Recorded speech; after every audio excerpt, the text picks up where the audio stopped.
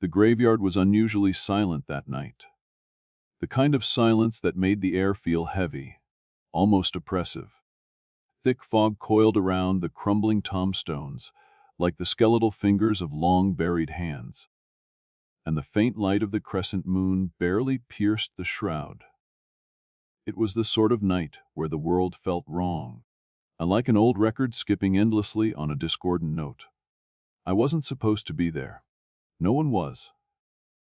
But something about the stories wouldn't let me go. People disappearing without a trace, and animals found shredded as though by a predator no one could identify. Locals whispered about the hauntings, and even the police wouldn't patrol the area after dark. Yet I had to see it for myself. I stepped cautiously through the iron gate, its rusted hinges groaning in protest. The flashlight in my hand trembled, its weak beam barely penetrating the swirling mist. And I had only gone a few feet when the feeling hit me. A primal instinct deep in my gut screamed at me to turn back. But then I saw the first clue. A deep, jagged scratch along the bark of an ancient oak tree. It wasn't the kind of mark left by an animal.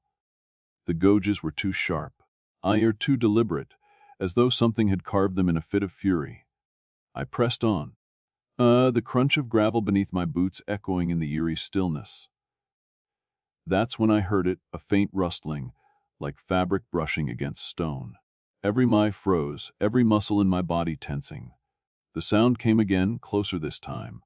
I swung the flashlight wildly, its beam slicing through the fog. But there was nothing, just the gravestones and the suffocating mist. Then the scream erupted, high-pitched and raw.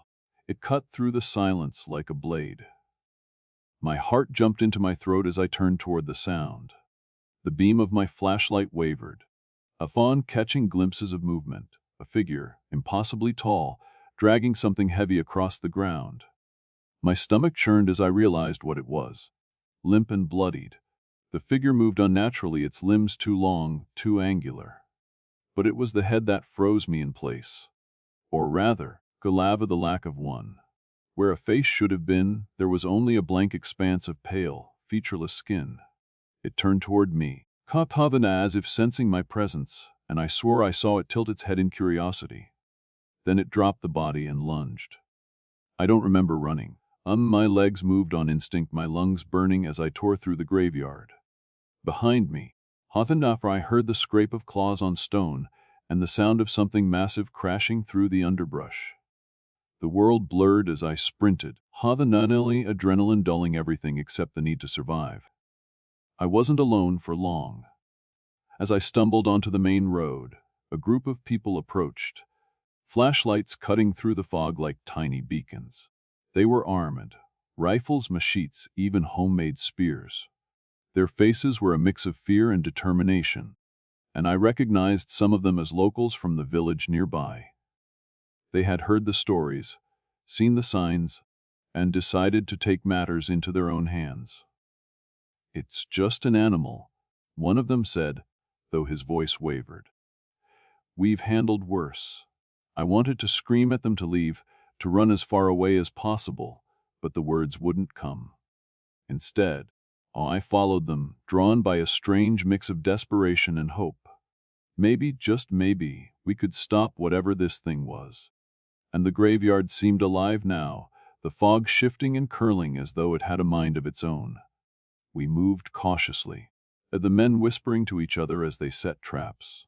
Steel jaws designed to snap shut on a bear's leg. I stayed back, my eyes darting nervously to every shadow, every rustle of the wind. Then it happened. One of the traps snapped shut with a deafening clang. But it wasn't the creature it had caught. It was empty, the steel mangled and twisted as though by an immense force. Harris, the leader of the group, bent down to inspect it, muttering curses under his breath. That's when the creature struck. It came from above, Anna dropping from the trees like a living nightmare. Its claws sliced through Harris before anyone could react, and his scream was cut short as his body crumpled to the ground. Blood sprayed across the grass, the metallic scent thick in the air. The others opened fire, their bullets lighting up the fog in bursts of yellow and orange.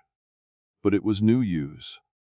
The creature's skin was like stone, the bullets ricocheting harmlessly off its body. Panic set in.